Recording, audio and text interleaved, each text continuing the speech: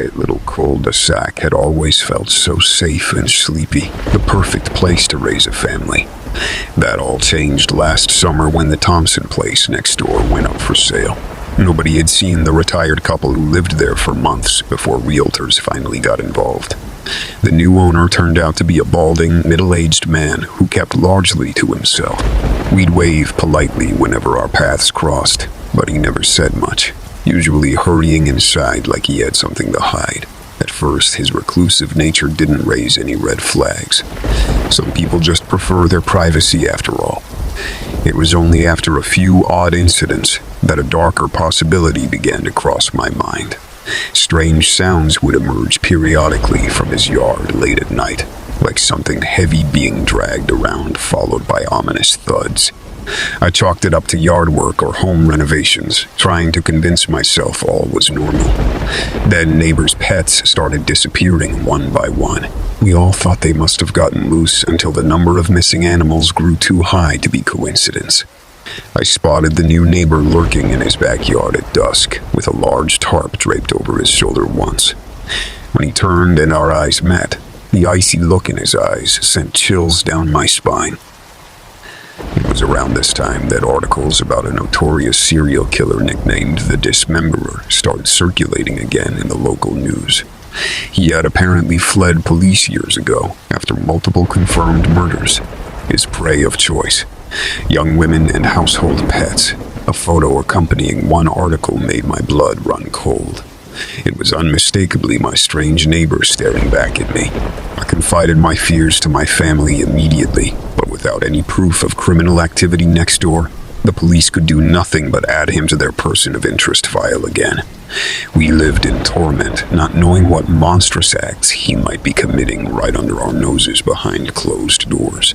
Every creak or bump in the night had us jumping at shadows. It all came to a head one stormy evening when I thought I heard muffled screams above the howling wind. Gripped by adrenaline, I crept outside with my phone poised to call 911. Loose trash and debris littered his backyard, illuminated by flashes of lightning. That's when something else caught my eye, half buried in a fresh patch of upturned earth. A human hand protruded grotesquely from the dirt, skin bleached white as a sheet with jagged bits of bone jutting out. Horror and revulsion gripped me as I scrambled backwards in panic. That's when a looming shape materialized in the darkness and lunged at me with murderous intent reflected in its eyes. I screamed and started dialing as it wrestled me to the ground, a blur of movement suddenly joining the fray. Through the downpour and chaotic scramble, I peered up dazedly to see my angel of a neighbor, Jeff, grappling fiercely with the assailant. With an agonized howl, the killer broke free and fled into the night. When police and paramedics arrived, we managed to regain our bearings enough to recount what transpired through our tears and trauma. A full investigation was launched into our depraved neighbor as the extent of his monstrosities gradually came to horrifying light.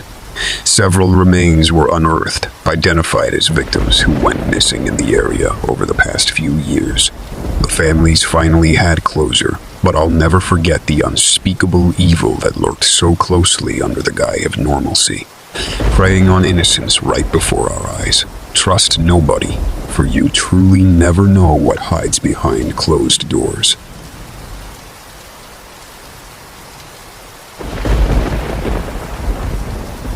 Our quiet suburban neighborhood had always seemed so peaceful, like something straight out of a storybook. Kids played outside until dark. People kept their doors unlocked without a worry. It was the picture of safety and normalcy. At least that's what we thought, until the unimaginable happened right under our noses. Jim and Sarah were beyond kind and kept to themselves next door. They would rake leaves or tend the garden, waving to neighbors passing by. Nothing seemed out of the ordinary about the smiling middle-aged couple. Little did we know the darkness that lurked behind their white picket fence. It began with strange reports of people going missing locally. An elderly woman, a teenage boy, even a mother who vanished from her minivan in a shopping center parking lot. The cases seemed unrelated at first, but then a connection started to emerge between the victims. They all lived or frequented the immediate area surrounding our neighborhood. Residents began locking doors and exchanging worried whispers, uneasy that a predator was operating so close to home without detection. Then, one evening, while walking my dog, I noticed police cars surrounding Jim and Sarah's property. My heart dropped as I hurried over, fearing the worst. Officers wouldn't give details, but I overheard them say multiple bodies discovered in the basement. In the days that followed, the full extent of the horror next door emerged. Autopsies revealed the missing persons had been slaughtered and dismembered by Jim and Sarah's hands, their remains disposed of or stored in that dank basement dungeon. They had been perfectly average neighbors to us while hiding such grotesque crimes all along, their white picket fence hiding monsters within. During confessions, Jim admitted they had been addicted to the thrill of killing for over a decade, preying on innocent lives in our neighborhood for their own twisted pleasures. They chose targets at random, luring them in with friendly smiles before striking without mercy. I was nauseated, learning how close I may have come to becoming another of their victims myself over the years. Since then, I've replayed countless little interactions with Jim and Sarah in a new sinister light. All the times they stopped to chat when I was alone, offering help carrying packages. Their smiles seemed normal then, but looking back, I know the minds lurking behind those friendly facades held only evil intent. Most unnerving of all is that we never suspected a thing.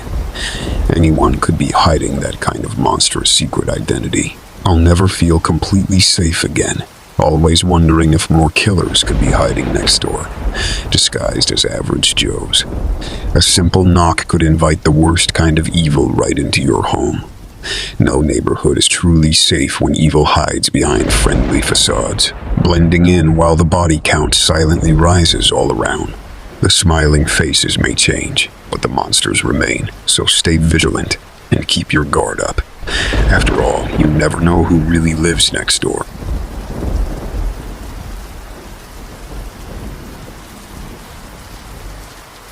When my family moved into our new suburban home, I was excited to meet the neighbors.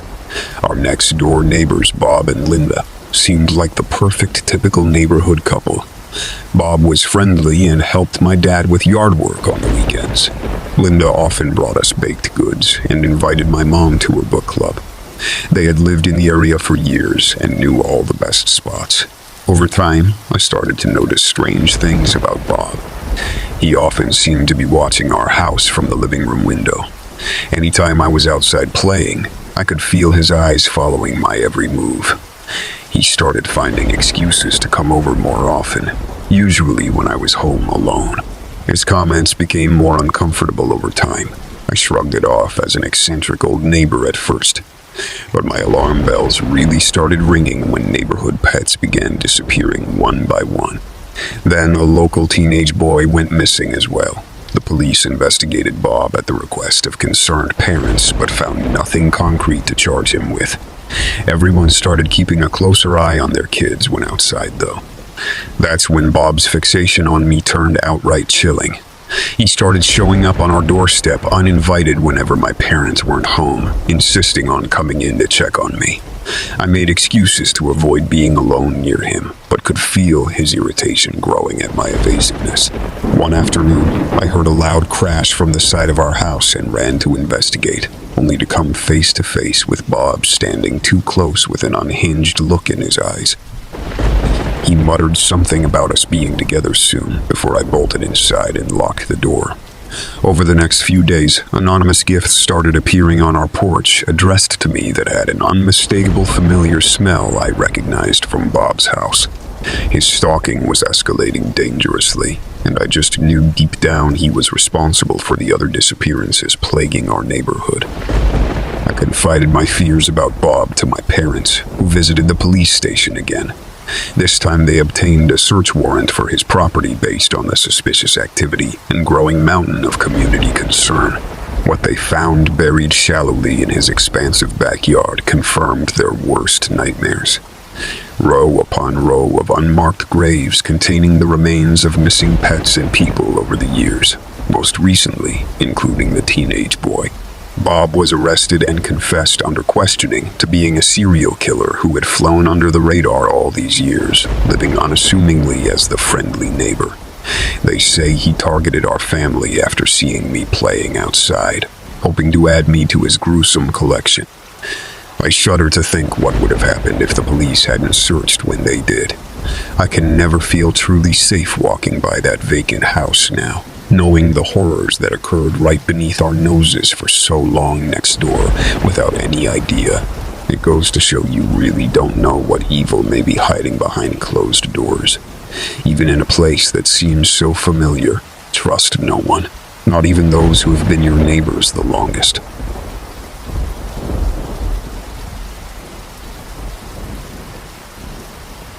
I had lived next door to Bob and his family for nearly 10 years in our quiet suburban neighborhood. On the surface, they seemed like the picture-perfect neighbors. He worked a stable job. They had 2 young kids who played outside when weather permitted. Other than an occasional wave across the lawn, we minded our own business as most neighbors do. I often noticed Bob doing yard work late into the evenings or weekends when his family wasn't around. At the time, I just assumed he enjoyed gardening and DIY projects. Little things started to seem off, though, like the occasional screaming match I'd hear late at night behind their closed windows. His kids also started to seem withdrawn and on edge when playing in the yard on rare occasions. I began to feel uneasy whenever Bob was outside by himself, as if his cheerful neighbor persona was just a facade. Something about the way he watched me through the fence gave me chills. One day, while bringing in groceries, I spotted him standing in his open garage doorway, smiling coldly as I hurried inside and locked my door. That's when the nightmares began. Vivid dreams where Bob broke into my home under the cover of darkness to do unspeakable things. I'd jerk awake, gasping for air, convinced I heard noises outside, only to find nothing.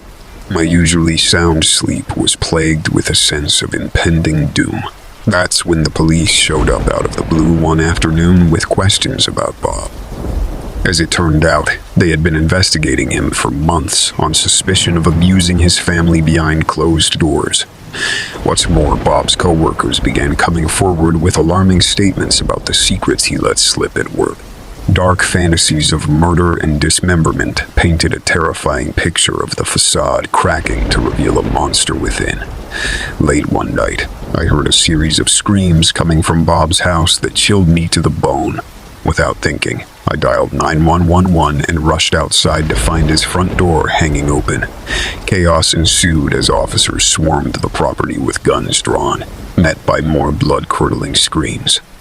What they found inside will haunt me forever. Bob's wife and children were butchered beyond recognition in a horrific bloodbath. Bob was nowhere to be seen. The maniac I grew to dread as my neighbor had finally shown his true colors in the gruesome slaughter of his own family. To this day, Bob remains at large as the most wanted man in America. Police fear he may have other victims as well, due to the apparent premeditation and skilled nature of the killings. As for me, living next to a cunning and depraved serial killer for a decade leaves scars that can never fully heal. I'll never shake the memories of all the times I brushed shoulders with unspeakable evil, oblivious to the monster masquerading as a model citizen right beside me. Trust no one. The serial killer truly could be living right next door,